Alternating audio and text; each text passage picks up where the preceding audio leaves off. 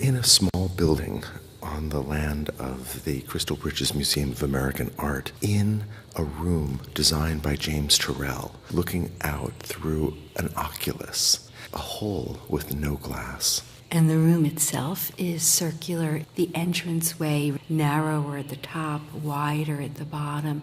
The geometries of the space are very simple. It feels so elemental. As we record this, it's 6 a.m. The James Turrell is activated only at dawn and dusk. And as we sit here, the lights that are at the edge of where the stone meets the wall change color. But it's not so much that the walls change color, but the color of the sky is therefore changed.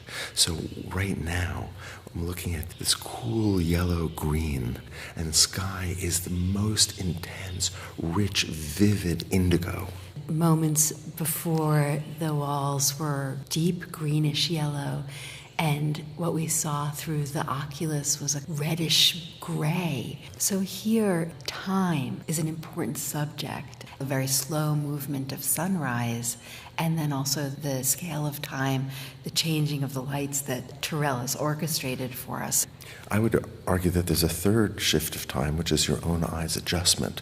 And so it's this interaction between nature, the intervention of the artist, and our own experience. And it's all about this relationship between the color, because it's only the way in which the frame of the sky has been altered. So what that makes me think about is how everything is contingent. Everything is related to everything else around it. It makes me think that there is no one truth. Everything is dependent on human vision, on what we bring to it, our own perception.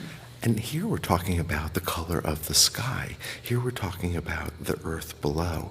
Nothing could be more stable, and yet James Turrell, the artist, has unveiled that contingent relationship between us and the world around us. We normally think about works of art as things that are unchanging. Painting in a museum one week, it's the same painting the next week. And in a way, that's part of the point about art for centuries, is that it communicated something that was unchanging, that was a truth. That outlived us. Right, and here Turrell has created something which evolves and changes and looks likely different to you than it does to me. The light has changed again, and now there's this wonderful pink glow inside, and the sky is this deep sea green. James Turrell's work is usually considered an earth work.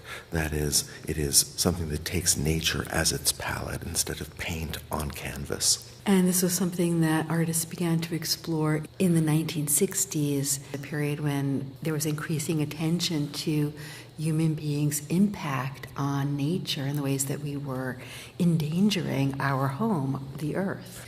We're here on a cloudy day, which is creating this very soft sky. And it's in real contrast to the very sharp edge, which I think is really important in Turrell's work. It's very difficult to not see this as an eye itself. The circular shape of the room, 2 circles inside that, the area of color in the center.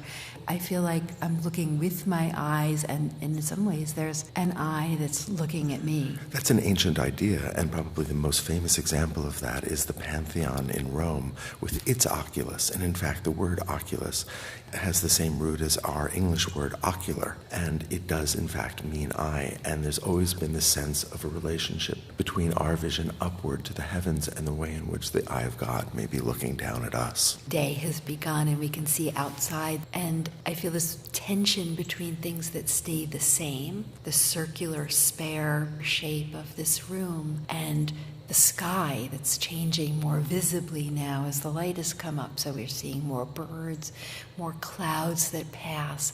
So there's this tension between stillness and movement.